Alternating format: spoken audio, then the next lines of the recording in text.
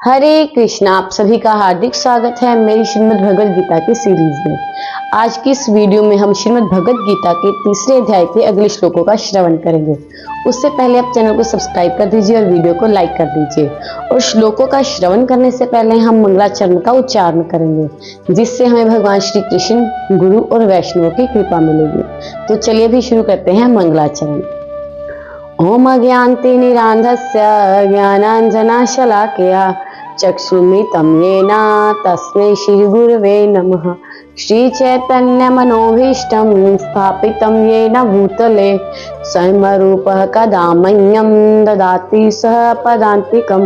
वन्देऽहं श्रीगुरु श्रीयुतपदकमलं श्रीगुरुन् वैष्णवांश्च श्रीरूपं साग्रजातं सहगण रघुनाथान्वितं तं सजीवं साधवेतं सावधूतं पर्जन सहितं कृष्ण चैतन्य देवं श्रीराधा कृष्ण पादान् सहगण ललिता श्री विशाखान्वितांश्च।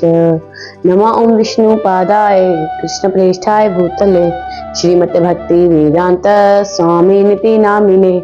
नमस्ते सारस्वते देवे गौरवाणी प्रचारिणे निर्विशेष शून्यवादी पाश्चात्य देश तारिणे।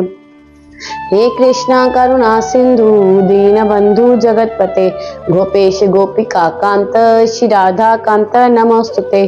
तप्त कांचन गौरांगी श्री राधे वृंदावनेश्वरी वृषभानुसुते देवी प्रणमामि हरिप्रिये।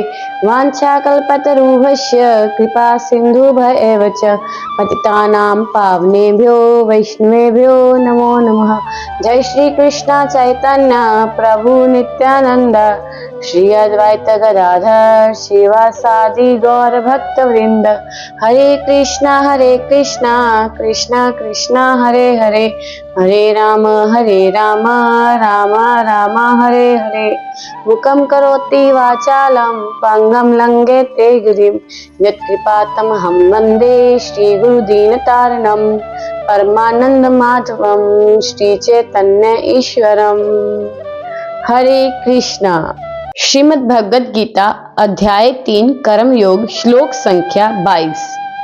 न मे पार्थ अस्ति कर्तव्यम् त्रिषु लोकेषु किंचन न अनवाप्यम अवाप्यव्ययम् वर्ते एव च कर्मिण।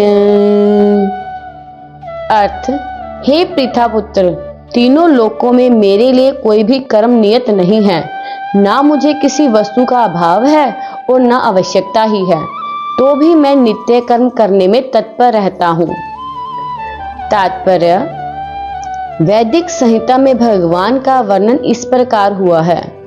परमेश्वर समस्त नियंताओं के नियंता हैं और विभिन्न लोकपालकों में सबसे महान हैं। सभी उनके अधीन हैं। सारे जीवों को परमेश्वर से ही विशिष्ट शक्ति प्राप्त होती है। जीव स्वयं श्रेष्ठ नहीं हैं, वे सभी देवताओं द्वारा पूज्य हैं और समस्त संचालकों के भी संचालक हैं। अतः वे समस्त भौतिक नेताओं तथा नियंताओं से बढ़कर हैं और सबों द्वारा आराध्य हैं। उनसे बढ़कर कोई नहीं है और वे ही समस्त कारणों के कारण हैं। उनका शारीरिक स्वरूप सामान्य जीव जैसा नहीं होता। उनके शरीर तथा आत्मा में कोई अंतर नहीं है। वे परम हैं। उनकी सारी इंद्रियां दिव्य है। उनकी कोई भी इंद्रिय अन्य किसी इंद्रिय का कार्य संपन्न कर सकती है। अतः ना तो कोई उनसे बढ़कर है, ना ही उनके तुल्य है। उनकी शक्तियां बहुरूपणी हैं। फलतः उनके सारे कार्य प्राकृतिक अनुक्रम के अनुसार संपन्न हो जाते हैं। क्योंकि भगवान में प्रत्येक वस्तु ऐश्वर्य से परिपूर्ण रहती है और पूर्ण सत्य से ओतप्रोत रहती है, अतः उनके लिए कोई कर्तव्य करने की आवश्यकता नहीं रहती। जिसे अपने कर्म का फल पाना है, उसके लिए कुछ ना कुछ कर्म नियत रहता है।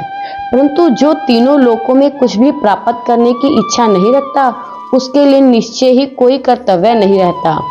फिर भी क्षत्रिय के नायक के रूप में भगवान कृष्ण कुरुक्षेत्र की युद्ध भूमि में कार्यरत हैं, क्योंकि क्षत्रियों का धर्म है कि दीन दुखियों को आश्रय प्रदान करें।